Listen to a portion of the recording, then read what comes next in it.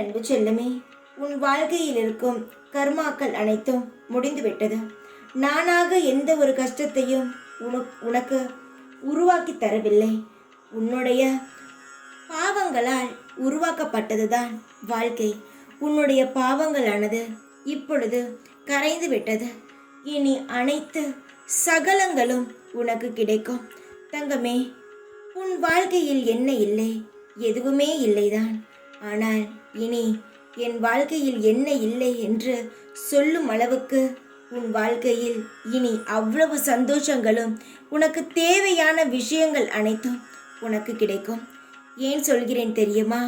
நீ கவலைப்படக்கூடாது என்பதற்காகத்தான் முன்னாடியே வந்து உன்னிடம் அனைத்து விஷயங்களையும் உன்னிடம் சொல்லிக்கொண்டு இருக்கிறேன்.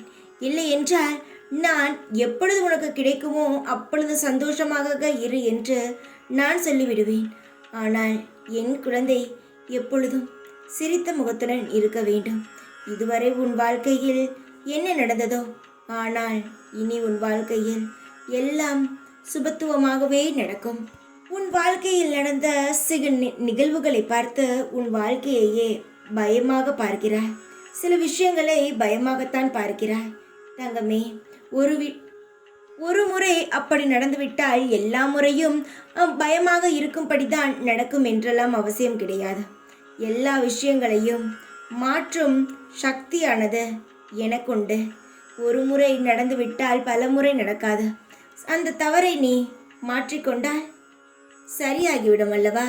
நீ ஒரு தவறை செய்கிறாய். அந்த தவறை நீ திருத்திக் கொள்ளும் பொழுது திரும்பவும் ஏதாவது தவறு செய்வாயா? அது போலத்தான் நான் உன்னை காக்க வந்துவிட்டேன். இனி எந்த ஒரு கெட்டதும் உன்னை நெருங்காது. உன் வாழ்க்கையை திருத்துவதற்காக இந்த அப்பா வந்துவிட்டேன். இனி எல்லா நிகழ்வுகளும் உனக்கு சாதகமாக அமையும். இந்த இரவுக்குள் உன்னுடைய அனைத்து கவலைகள் எல்லாம் முடிந்துவிடும். இந்த இரவுதான் உன் வாழ்க்கையில் கஷ்டத்திற்கு கடைசி இரவு.